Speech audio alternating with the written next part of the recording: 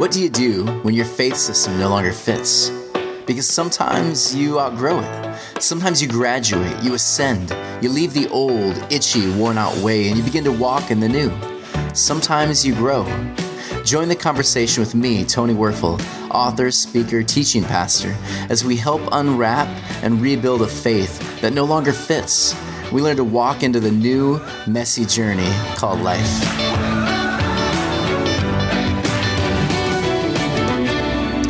Hello, everyone, and welcome back again to Faith Undone. This is our 14th episode. It's kind of exciting. Today, we're going to talk about why Christians should be concerned with politics. And I've had so many people tell me Christians should not worry about politics, right? I've seen this over and over again on different social media feeds. It's just constant. Christians, why are we worried about politics, they'll say. And it's none of our concern because Jesus, they'll say, isn't political. He wasn't, right? Or at least that's the narrative they share. He was, of course, they will say, religious. So with that train of thought, good Christ followers, they emulate Christ and they focus on religion, not politics. So according to some, Christ would never have been interested in politics because Christ was religious, not political. But let's think about the word politics for a moment.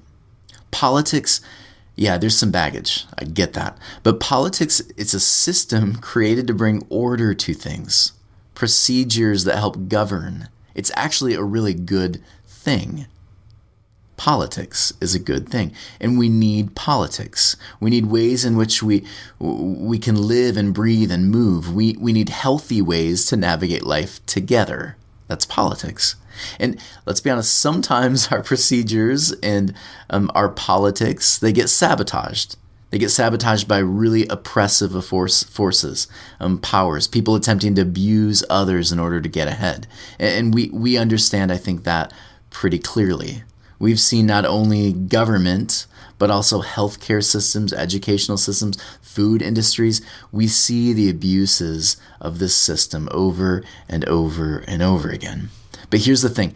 Politics isn't bad. It's how we steer politics. Politics is the engine that we use to steer things. So politics is actually a good thing, and we need those procedures. Again, I would argue we need rules. We need an educational system with standards, benchmarks. We need a healthcare system that actually helps support people's needs and create repair rather than make them sicker. We need a government that helps navigate this freedom we've acquired, right? We need laws. We need politics to help create roads in which we navigate our paths. That's politics. It's a way that we learn how to live and breathe in community. And so here's the thing. Here's the beauty. Jesus brings a new kind of politic, a new kind of way of governing life for the individual as well as the community. And here's the other thing. There was already a kingdom. There was already a politic established during Jesus' time. And this was Rome.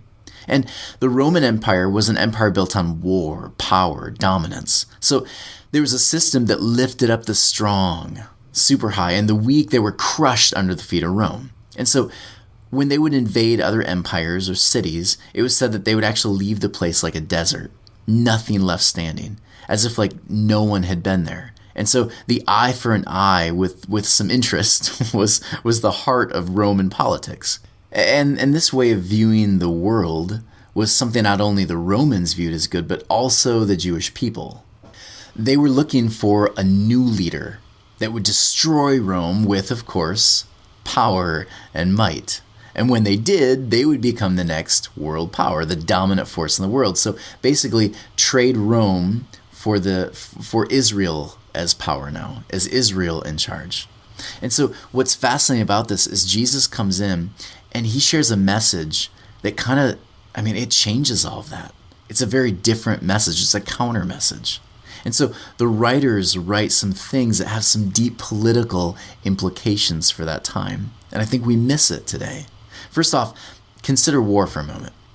Rome runs on war. So to be a warrior was the deepest honor one could have. So there's an interesting practice I want to share with you, and I promise I'm going somewhere. Again, war. Rome runs on war. So there's this practice of interpreting the God's will. Again, the gods were all very warring kind of gods. So there was this practice that goes to interpret the God's will, you study the bird's flight patterns, and this was called augury. And so there was a common practice for emperors and governors of Rome when they were being inaugurated into office. The augur was given this special direction that they were supposed to let an eagle fly over the emperors or the appointed official during the inauguration ceremony. And this was a sign for the people that the gods were blessing this person. And the eagle is actually this special bird of the Romans because the eagle represents military power, military strength, swiftness, the right to rule. So it represents, again, power. So if an eagle is observed flying over that leader, it's essentially saying, we are going to experience some times of war, great wars, and we're going to dominate and destroy other empires. We're going to grow our empire. So the eagle, again, Rome's official bird, this is even carried into battles. They even have this pole with the Aquila, a bronzed eagle, as a sign of imperial rule. So watch this now. The writers, the gospel writers, when they talk about Jesus' baptism, which was essentially a new kind of inauguration, the beginning of a new system, a new politics, when they talk about it, they say some really interesting things. And notice this too. When they talk about this new inauguration, understand there's already a power that's in place.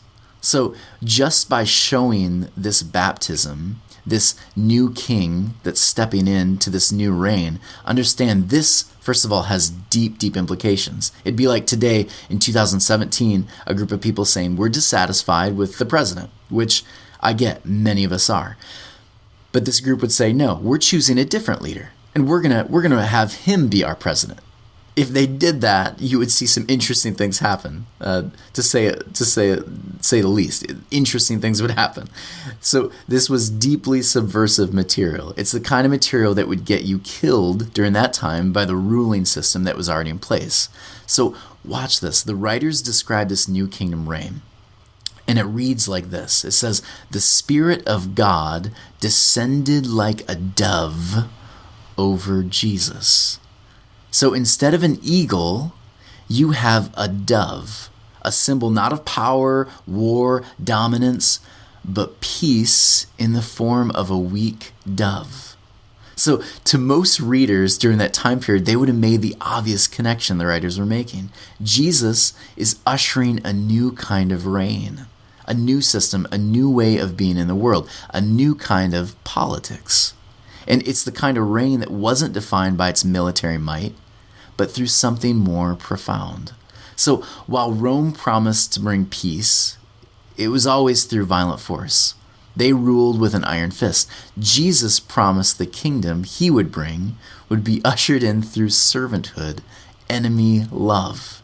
It was the kind of kingdom that looked dove-like rather than eagle-like, right? So in the book of Revelation, which is a book we'll delve into at some point, it's actually a deeply political, subversive book, not a code book that we need to decode. The writer there, he chooses to describe this paradox, and he describes it as a lamb versus a dragon.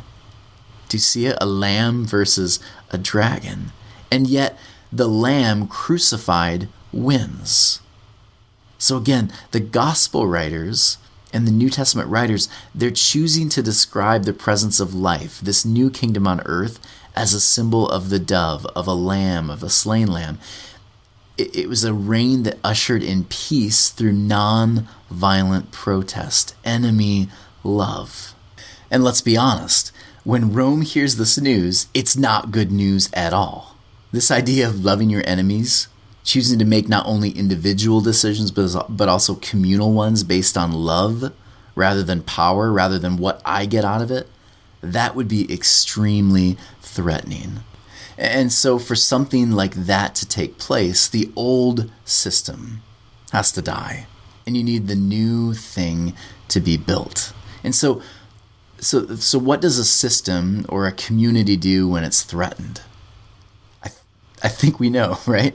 We crucify the person. We ruin their careers with gossip. We create false narratives, Fox News, alternative truth. We crucify people. And so because change is terrifying, we crucify them. And this is what Rome does to Jesus. I want you to think about this. Crucifixion, it was a punishment that Rome reserved exclusively for the crime of sedition. So the plaque the Romans place above Jesus' head, King of Jews, this was actually, they had a name for this. This was called a titulus. And despite common perception, it wasn't meant to be sarcastic. Every criminal, get this, every criminal who hung on a cross received a plaque declaring the specific crime that they were being executed for. So Jesus' crime in the eyes of the Jews was striving to be king. It was essentially saying, you are being murdered because your politic, your way of viewing the world and living in the world doesn't match ours. Your way of, your kingdom doesn't match our kingdom. Your values don't match our values. And you claim to be the leader of this. That's why he's murdered. And it's right there. So Jesus wasn't hung on a cross simply because his religious views didn't match the Romans or the Jewish people. He was crucified because the systems he desired to create, the kingdom he wanted, shared, lived, the politics he called people to follow, it was completely different than Rome's and the Jewish people's understanding. It would have changed everything. So the message of Jesus was one that called the economy to share its wealth. Take care of the weak among you rather than survival of the fittest. That's deeply political. The message of Jesus called for enemy love in the face of hostility. So rather than sending more bombs and building a stronger artillery, Jesus' message was find common ground, love, forgive, restore, turn the other cheek. Can you imagine if this was the way our systems, our politics ran? What if every decision our government made was based on the message and the values of this first century rabbi? Every decision. It started with stating that we promise that we are not doing this thing. We're not participating in this thing to gain more, more money in my pocket or to gain a larger, more expansive kingdom for myself. Rather, what if the question we asked when we talked about politics and when we were defining certain systems and things, what if it was all about, does this thing bring life? Does this thing help the poor? Does this thing help bring restoration? And I get it right now. Some of you are saying, oh, this is naive, really utopian, Aldous Huxley Island kind of stuff. But think about it for a moment. In the Gallup poll done recently, around 75% of Americans identify themselves as Christian, followers of the teachings of Jesus. 75%. So a new poll done from Chicago Council of Global Affairs, it said that 72% of Americans were found in favor of conducting airstrikes against Islamic extremist groups. Interesting, right? We're also finding statistics that show a desire among these same Americans to not decrease spending on the building up of military might. And by the way, we have the largest of all militaries in the world. But people are asking and begging the leaders of our country to spend more, to build more. Would a follower of Christ desire more war, more dominance, more eye for an eye, more escalation of violence? What would a Christ follower do? Because what I read when I view the writings and what the writings of Jesus and what the writers have to say about Jesus and this new reality and new politics, I see something vastly different. I see messages of love your enemy, take care of the widow, the orphan, the foreigner. Don't boot the foreigner out, but bring them in. Take care of them. Take care of the people who are hurting that have less than you. Turn the other cheek in conflict. Humility is actually a virtue. Equality. Can you imagine if we actually allowed the politics of Jesus to be lived out today? If Christ's followers actually lived out the messages of their central figure of their faith? Jesus was deeply political because politics is important. And we desperately need change. And I'm talking about slogans and empty campaign promises. I'm talking about a new reality, a new way of being. And I think it starts with you and me. It starts like a mustard seed. It starts with conversations between neighbors, letters to representatives, volunteering at town hall meetings. I think this is how the kingdom reality gets some movement. The Christian movement, I think, is still in its infancy. It's still very young, and there's a lot of interesting things that we need to sort through. But as we do, my hope is that we don't lose sight of the kingdom message, the real truth of a new reality shaped by a desire for peace, restoration, repair. If our systems begin allowing that kind of truth to steer us, this thing could spill over. This could be so beautiful. This thing could spill over. And with that said, I hope you have a great week. And I hope you join me next week as we delve into the discussion of homosexuality. I've had many of you ask, Tony, when are you going to talk about that? Because there's something really interesting going on in our culture, especially with religious people. And so we're going to talk about it, how it's been viewed in the past, what the Bible actually says about it. We'll look at some of the words and what they actually meant in that culture, how we translated it today. We'll go through all of that. It's going to be really interesting. But today, my hope, my prayer for you is that you might take the message, the very deeply political message of Jesus, seriously. Blessings, everyone, and hope to join you next week. Bye.